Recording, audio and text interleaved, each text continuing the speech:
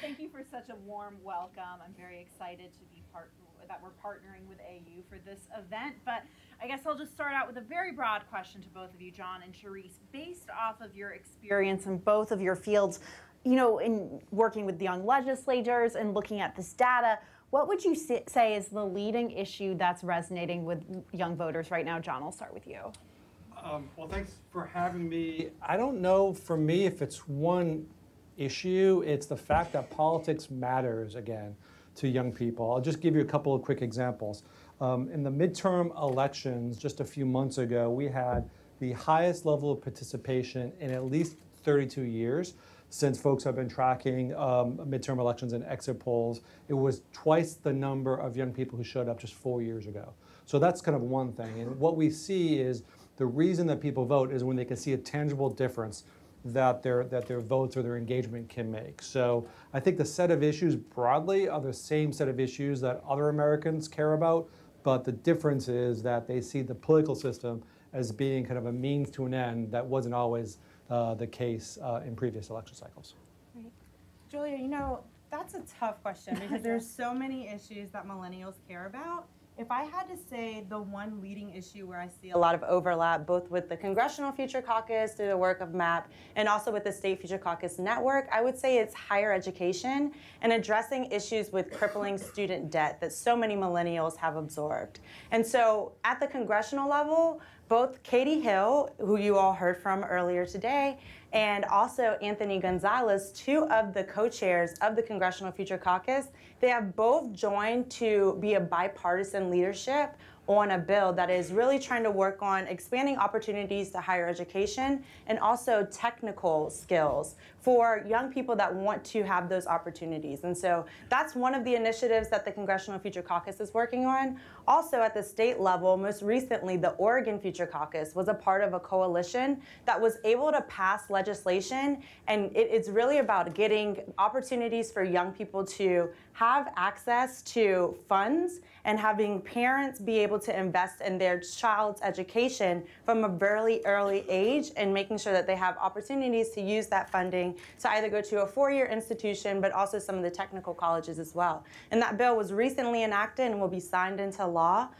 coming up next Tuesday. We're very excited about that. Right, and Cherisse, you work with legislators across the country and young legislators, people who are thinking about running for office. Do you think those issues that you talked about are transcending state lines and really nationwide issues, or are they more maybe concentrated in one part of the country? No, those are issues that we see crossing the country. Higher education and student debt, definitely, both at the congressional level and the state levels across the country. But young people are also worried about jobs and the economy. They're worried about the future of work. What happens whenever we no longer are staying with one employer for 20 or 30 years like our parents did, and we want to have those benefits be able to be transferable from one employer to another employer.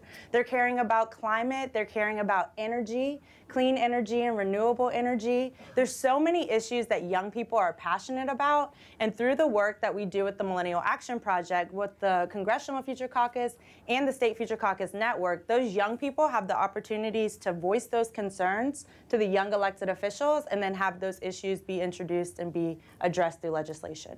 And John, talk to me, if you will, about the trends and maybe differences you've seen really come up among young voters since you started polling. I mean, clearly there's been a number of generational shifts on a number of issues, but what have you noticed in that regard? I think a couple of things. The first of which is we've been polling at the Institute of Politics now the youth vote for 20 years.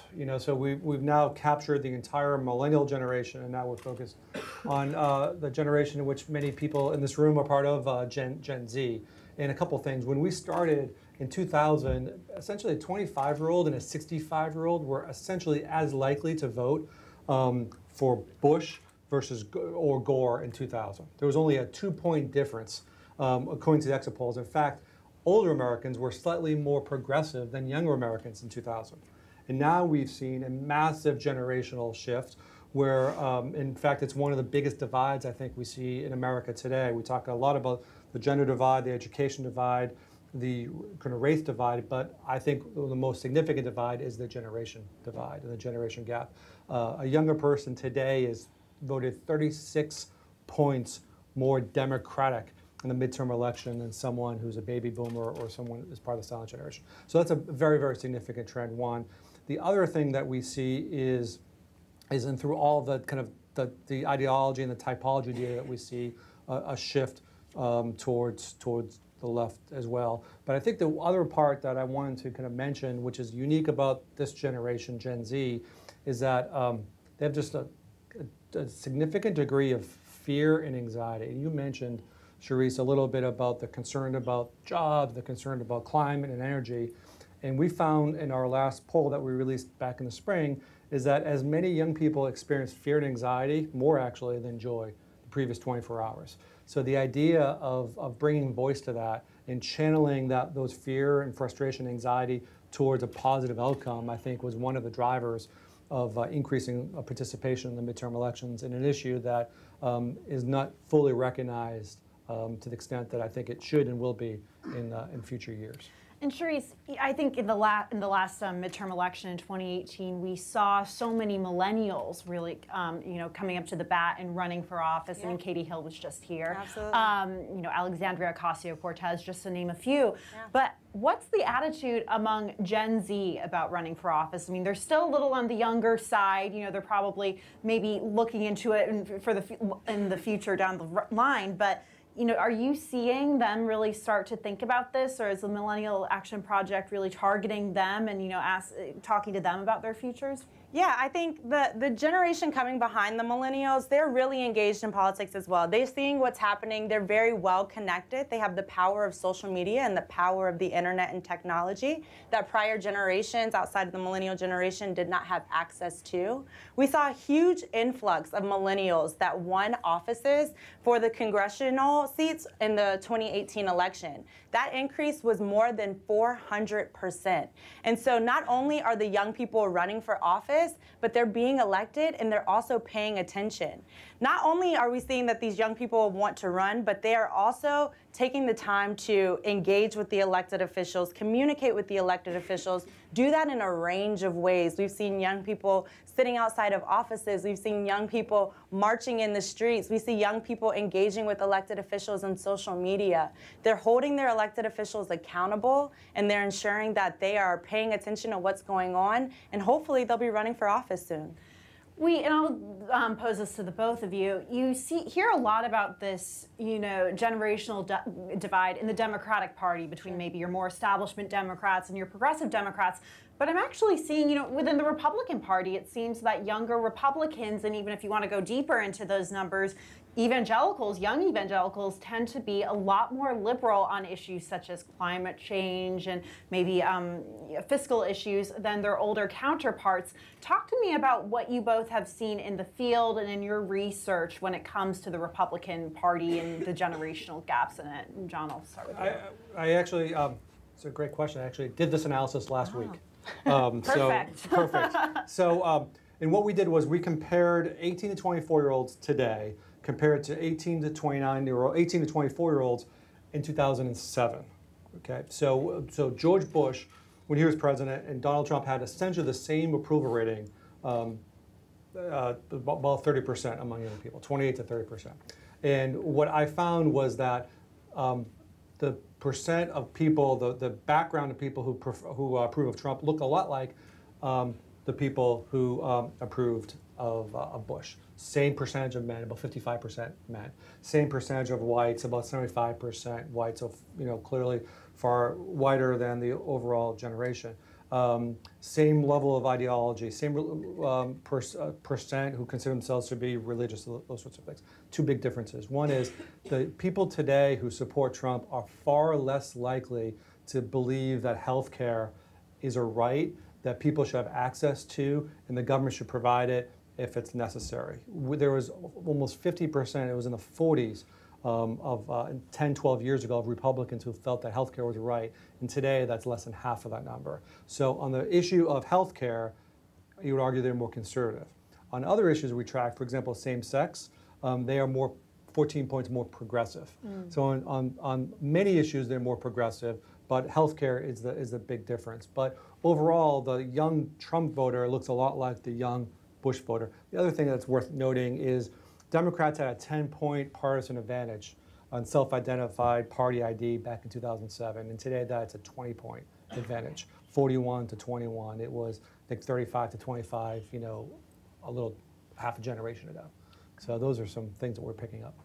Yeah, Juliet, that's a great question. There definitely are deep divides within each of the two parties, but what we're seeing is that millennials as a generation and young people in this country are disassociating themselves with either one of the two major political parties. What we've seen is that more than 70% of millennials in this country feel like we need to have a third major political party, and there's a lot that we could take from that, but I think we need to understand that millennials are not wanting to be boxed in. We don't want to just be a Democrat or just be a Republican. We're looking for candidates that really speak to the issues that we care about, candidates that we know are going to be authentic, individuals that we feel like will not only work across the aisle, but continue to work until they get the job done. And so I understand exactly what you're saying about the deep divides between the two parties, but I'll also say there are a lot of people that are disassociating between those two parties and really trying to be independents, little I. Let's pivot to the issue or the topic of social media. It's so remarkable to me to see Alexandria Ocasio-Cortez really connecting with her constituents and talking about issues in an Instagram or Facebook Live while she's cooking dinner. And it's so funny because then you see presidential candidates like Elizabeth Warren try to mimic that. How important, you know, hey, she's climbing in the polls, so it could have some sort of effect, but, you know, and I'll pose this to you first, Cherisse. Yeah. How important is it for a leader to really connect with their constituents through social media? I think it's incredibly important. I think, especially with the millennial generation being the largest eligible voting bloc now, the candidates are knowing that they have to connect with young people and just generations across the board through social media. It's a huge opportunity for them, and they would be remiss if they skipped over it. I think it has to be authentic. You don't want it to work against you. And so you should use the power of social media, but do it from an authentic place. We don't want you to do dances that don't feel right to you, or issues that you typically wouldn't be discussing, or things you wouldn't do. I think that's the wrong way to use social media. We really want to see the candidates connect with their constituents, connect with potential voters in an authentic manner. Right, before I get to John, I just want to tell the audience we will have a quick Q&A session, so start thinking about the questions you want to ask, and we'll get to you. I see a lot of eager faces out there. So John, have you done any polling or research on social media and its impact on young voters in particular? Yes, and I think the key is kind of authenticity. Younger people, I mean, we can see this in this race, and we saw this in the race a few years ago as well, which is young people look for, you know, kind of authenticity, and there's really no correlation between age of candidate, clearly, right, and who people support, you know, being Sanders and now Elizabeth Warren doing exceptionally well with younger voters. So I think Cherisse is right in terms of as long as it's kind of part of who you are, but bigger than social media, which is now just like a vehicle, it's really important that you do make that connection. I think the important part of talking and campaigning for the millennial vote is to build that relationship earlier rather than later. It's not a transactional generation. It's not a transactional cohort like so many of the other ways in which people like us slice and dice the electorate. And that's what I learned from watching the way in which Obama, you know, with his speech back in 2004 at that convention, kind of built that relationship over shared values. That's something I think that Sanders has clearly done. That's something that Warren is trying to do and is doing a pretty good job at it when she talks about structural reform. So the idea of really kind of tapping into this shared worldview, create a relationship, and then you can talk about policy and some of the differences. Just on that same topic of the power of social media, I'll make a note that even seeing the elected officials engage with one another is a huge opportunity that the Millennial Action Project often tracks. After the horrific act of the Parkland shooting, we saw Representative Stephanie Murphy, who was the co-chair of the Congressional Future Caucus at that time, talk about introducing a bill to lift the ban on the CDC from studying guns. and studying gun violence. And when she posted that on Twitter, we saw our former congressional member and who was also chair of the Congressional Future Caucus, Carlos Curbelo. He said, you know what, that's something that I'm interested in and I'm gonna pledge to support it as well. And so just seeing that transaction take place shows you the value and the power of social media. And, you know, just on that note, when we talk about the gun control debate, I mean, there are clearly both sides to this issue, but we've seen both sides of the issue kind of galvanize, and it's happened with millennials, and millennials impacted this. Millennials are Gen Z, members of Gen Z who have to go to school and are very much affected by these events. Yeah. You know, what has your polling and research shown on that front? So we found that it was a single most significant driver of the youth vote. Frankly, in 2008, we had a list of questions in a survey that we did last summer. We had 15 or so questions, and the way in which we framed it was, how important are the following things regarding the future of America? And we interviewed 15 to 29-year-olds, a few thousand of them. In school shootings, using the word school shootings, not gun control, but school shootings was the #1 most important reason. On a scale from 1 to 7, 50, I think it was 52% gave it a 7. Healthcare was #2. Economy 3, mental health was up there. So I think kind of the lesson from that is we wrote that survey after speaking to young people and understanding the ways in which they think about the issues, the words in which they use.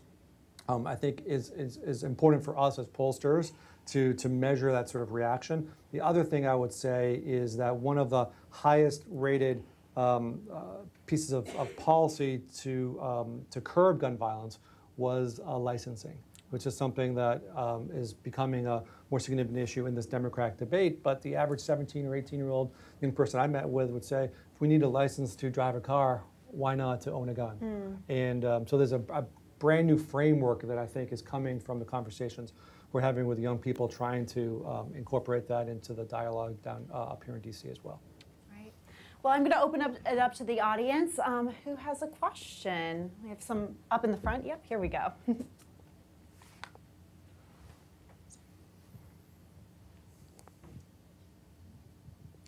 Hello, thank you for coming to speak to us. So traditionally, I know that, you know, Democrats means big government, Republicans means small government, but in my experience, I think young people tend to focus more on specific issues rather than those philosophical differences. So I just wondered if you could speak to your experiences in research in regard to those differences.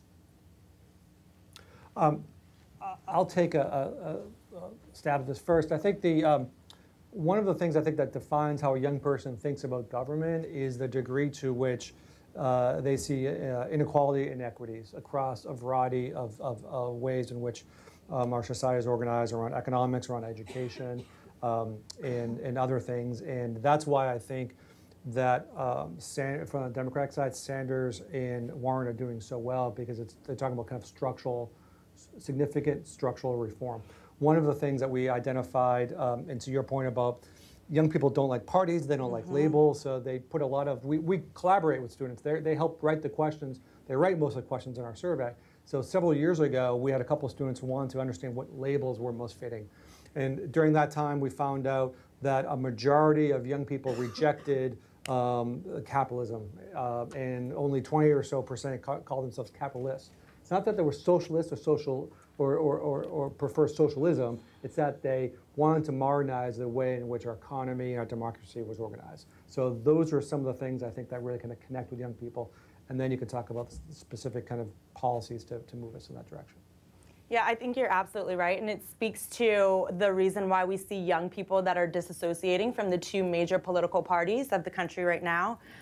What we're seeing is that the young people want to know that these candidates and these elected officials are going to speak to the issues, whether that's a Democrat or a Republican or anybody else from another party. They don't want to just vote for you because of your party affiliation. They want to know that you have their interests at heart, their best interests at heart, and that you are going to work to address those issues. And so that's what we see see time and time again with our young people that we're having these community events with. And then we give them those opportunities to share those ideas with the young elected officials and have them discuss it in a bipartisan manner. Even talking with people from the opposite party is a huge accomplishment that we try to encourage young people and all people to do, to get outside of that bubble and really talk about shifting the narrative and really how do you talk about the issues in a constructive and collaborative way. We have to get away from this divisive partisan politics and really find opportunities for people and young people specifically, because we are the future of this country, to come together and work through some of these issues. We have time for one more question. Hi, I'm just curious if you felt that in this cycle, messaging will play an outsized role in affecting the outcomes of polling, given that, for instance, if you ask the same group of people how they felt about the Affordable Care Act and how they felt about Obamacare, you're likely to get some very different answers. I'm just curious if that you anticipate that playing at a high level of role in a major role in this election. In terms of polling, it could. You know, we spend a lot of time trying to kind of develop questions to give a sense of like the reasons behind, you know, the policies that people support or oppose, which is why I talked about the sense of fear, right? I talked about the sense of problems around structural reform, those sorts of things. Yeah, so you have to be a very, very smart consumer of polling these days to really kind of understand that.